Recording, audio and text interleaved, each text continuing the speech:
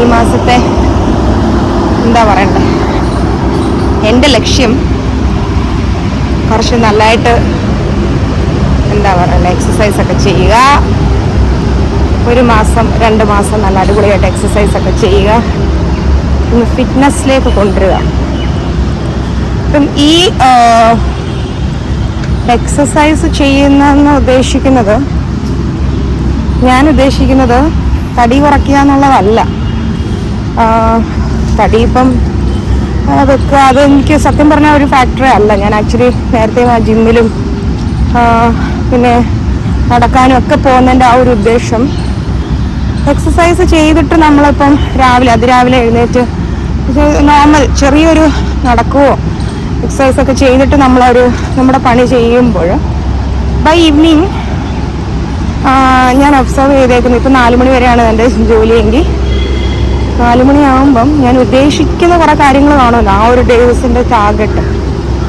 അതിൽ കൂടുതൽ എനിക്ക് കാര്യങ്ങൾ മീൻസ് ഉദ്ദേശിച്ച കാര്യത്തെക്കാട്ടിലും കോൺസെൻട്രേഷൻ കൂടുതലായിരിക്കും. ഇപ്പം എക്സസൈസ് ഒന്നും ചെയ്യാതെ നോർമലി രാവിലെ ഇതൊക്കെ എഴുന്നേറ്റ് ഫുഡൊക്കെ കഴിച്ച് പോകുന്നൊരു ദിവസമാണെങ്കിൽ ഉച്ചയ്ക്കാകുമ്പോഴേ ടയർഡ്നെസ് തുടങ്ങും. വൈകിട്ടാകുമ്പോൾ അങ്ങ് ഭയങ്കര ടയർഡ്നെസ് ആയിരിക്കും, ബോഡി പെയിൻ, ബാക്ക് പെയിൻ, കാലുവേന അങ്ങനെയൊക്കെ. അപ്പം എൻ്റെ ഒരു അഭിപ്രായത്തിൽ എക്സസൈസ് നല്ലൊരു റോളുണ്ട്.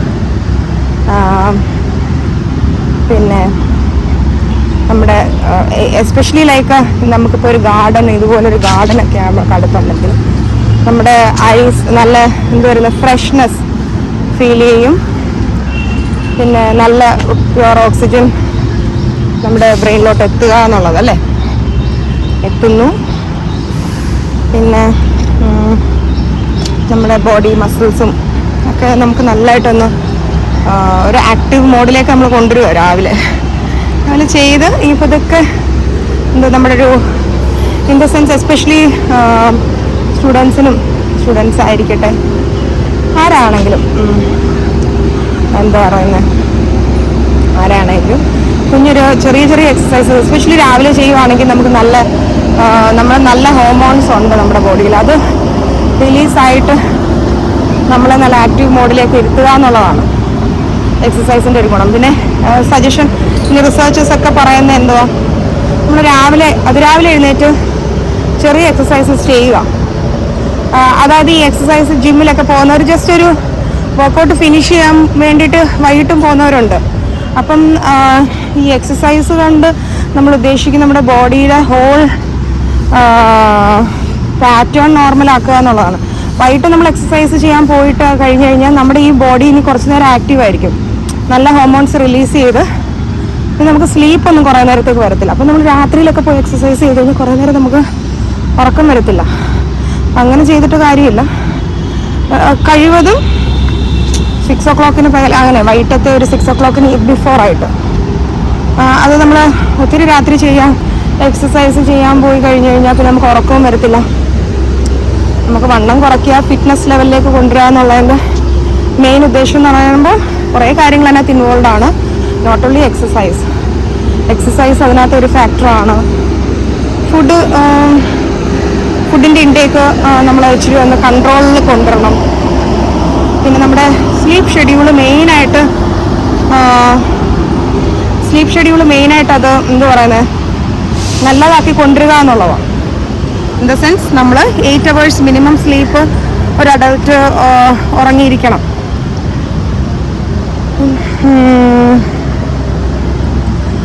നമ്മൾ രാവിലെ റൂട്ടീനായിട്ട് നമ്മൾ എഴുന്നേറ്റ് നമ്മളൊരു എക്സസൈസ് ചെയ്യുമ്പം വൈകിട്ട് ഒരു 9 മണി മാക്സിമം 9 മണി 9:30 കൂടി നമ്മൾ ഉറങ്ങുക എന്നുള്ളതാണ്. നമുക്കൊരു അങ്ങനെ കിടക്കും, നമ്മൾ സ്ട്രിക്റ്റായിട്ട് 1 week നമ്മൾ കിടക്കുമ്പോൾ നമുക്കൊരു ബോഡി തന്നെ അതുമായിട്ട് ചെറുതായിട്ട് യൂസ് ആവാൻ തുടങ്ങും.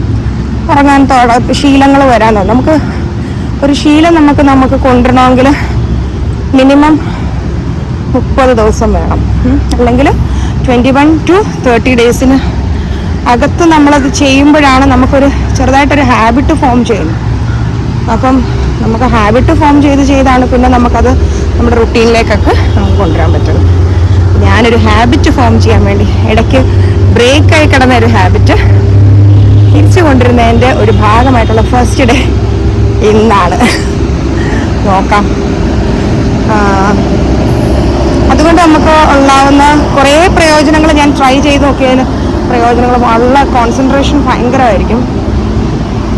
ഫോക്കസ് നമ്മൾ എന്താണ് ഉദ്ദേശിക്കുന്നത് അതിലുള്ള ഫോക്കസ് നമുക്ക് മാറത്തില്ല.